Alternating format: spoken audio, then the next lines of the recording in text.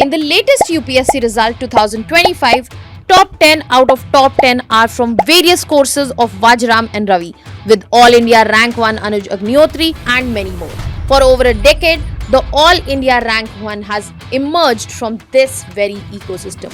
A journey powered by 50 plus years of legacy. Join the GS Foundation program. Inquire now.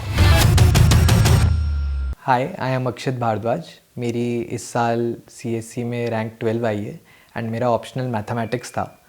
Maths में मेरे marks है 316, paper 1 में 142 and paper 2 में 174। तो इस वीडियो में मैं आपके साथ अपनी मैथ्स की स्ट्रैटेजी और बुक लिस्ट शेयर करना चाहूँगा। तो फर्स्टली मैथ्स में मैंने मैथोक्रेट का शिवराज सर का फाउंडेशन कोर्स लिया था एंड वहीं से ज़्यादातर टॉपिक्स मैंने पढ़े। उन्हीं के नोट्स को मैं फॉलो करता था। मैंने और कोई बुक इस अटेम्प्ट में नहीं यूज़ करी थी। इसके अलावा मैंने टेस्ट सीरीज़ दी। वो एक टेस्ट सीरीज़ मैंने मैथोक्रेट में ही दी शिवराज सर के साथ। And then prelims and mains के बीच में मैंने 2 टेस्ट सीरीज़ ली, एक शिवराज सर के साथ एंड एक नेक्स्ट IAS में एक मैथ्स की टेस्ट सीरीज़ ली थी। मैथ्स के पेपर में एक सबसे इम्पॉर्टेंट चीज़ है कि हर ऑप्शनल की तरह इधर भी 60 to 70% PYQs का रेपिटेशन है। तो मैथ्स में PYQs बहुत इंपॉर्टेंट हो जाते हैं क्योंकि देखा हुआ क्वेश्चन आप पक्का से सही कर सकते हैं। तो सबसे इम्पॉर्टेंट चीज़ है PYQs को बार बार करना। सेकंड, मैथ्स में एरर्स काफ़ी हेविली पनिश होते हैं। तो अगर आप कोई क्वेश्चन गलत करते हैं तो उस पर ऑलमोस्ट 0 मार्क्स मिलते हैं, ऐसा ही सबका मानना है। किसी को एक्चुअल मार्किंग नहीं पता, बट मार्कशीट देख के ऐसा ही लगता है कि करेक्ट अटेम्प्ट्स के ही मार्क्स मिलते हैं, पार्शियल मार्किंग बहुत कम होती है। तो आपको एरर्स मिनिमाइज़ करने पे फोकस करना है। एरर्स मिनिमाइज़ करने के लिए मेरे को सबसे अच्छा तरीका ये लगता है कि आप प्रैक्टिस में भी हर क्वेश्चन को फाइनल आंसर तक सॉल्व कीजिए एंड आप तभी आगे बढ़िए जब आपका फाइनल आंसर करेक्ट आए। इससे आपको क्वेश्चन ठीक करने की आदत बिल्ड होएगी।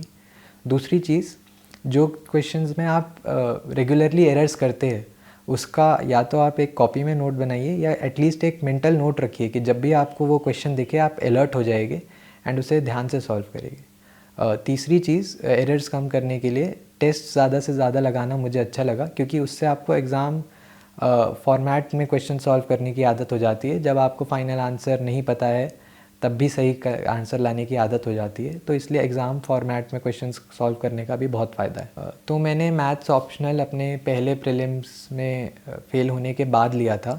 तो मेरे पास मैथ्स प्रिपेयर करने के लिए 7-8 ही महीने थे, इसलिए मैंने कोचिंग की help Lee.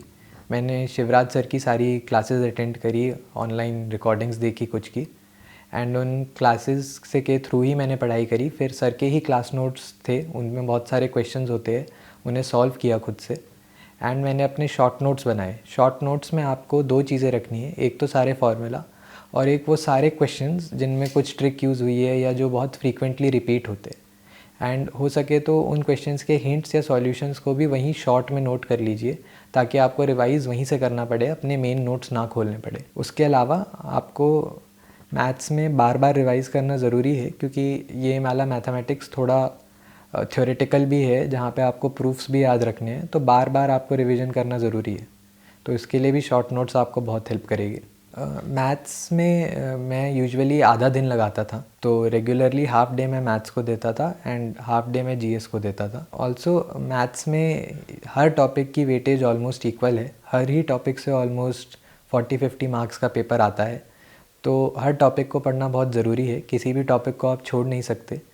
Even in the difficult topics जैसे फ़िज़िक्स के टॉपिक्स लोगों को मुश्किल लगते हैं, उसमें भी आपको एटलीस्ट उस लेवल तक तैयारी करनी चाहिए जो इजी क्वेश्चंस आए वो आप ठीक करते। एक और चीज़ जिसकी मैं बात करना चाहूँगा वो है टेस्ट एग्जीक्यूशन, क्योंकि मैथ्स के पेपर में क्वेश्चंस की चॉइस बहुत इंपॉर्टेंट हो जाती है। तो आपको मैं यूजुअली ये करता था कि मैं पहले एक बार पूरा पेपर देख लेता था और आइडेंटिफाई कर लेता था कि कौन से 3 क्वेश्चन मुझे सबसे डूएबल लग रहे हैं। फिर मैं पहले 10 मार्कर्स करता था। हर सारे 10 मार्क दोनों पार्ट्स क्वेश्चन 1 और क्वेश्चन 5 में कोशिश करता था कि 1 आवर 10 मिनट्स या 1 आवर 15 मिनट्स में मैं पूरा कर लूँ।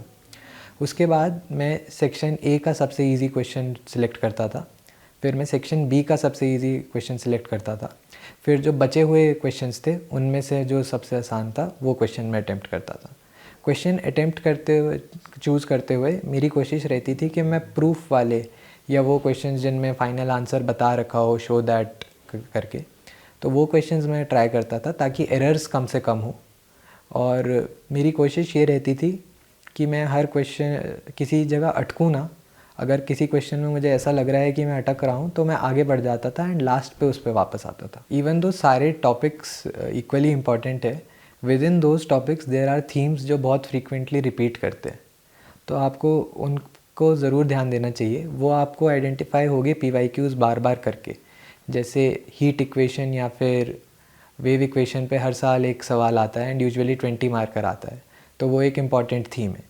इस तरीके से आपको हर टॉपिक का जो मेन थीम है वो ज़रूर आइडेंटिफाई करना है एंड उसकी प्रैक्टिस करनी है। एंड कोशिश करनी है कि जो लास्ट के 5 दिन होते हैं GS से ऑप्शनल के टेस्ट के बीच में, उनमें भी आप इन थीम्स पे फोकस करें एंड इन्हें लिख के इनके क्वेश्चंस कर लिए ताकि एग्ज़ाम में आपको इनर्शिया फील ना हो। मैंने मैथ्स में काफ़ी टेस्ट लिखे थे across the 1 year of my preparation. मैंने शायद 40+ टेस्ट लिखे होंगे एंड टेस्ट का एवेल्यूएशन मैंने 2 जगह टेस्ट सीरीज़ दी थी, दोनों जगह काफ़ी अच्छा एंड टू द पॉइंट था।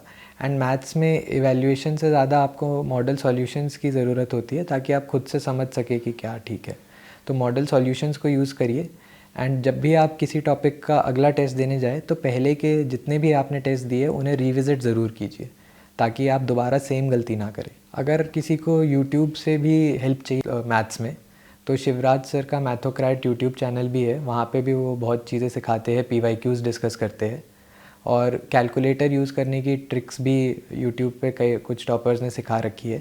मैंने पुरुष सूद सर थे, उनसे सीखी थी कि कैलकुलेटर कैसे यूज़ करना है, तो वो भी आप यूट्यूब से सीख सकते हैं। तो ये मेरी शॉर्ट स्ट्रैटेजी थी मैथ्स ऑप्शनल की।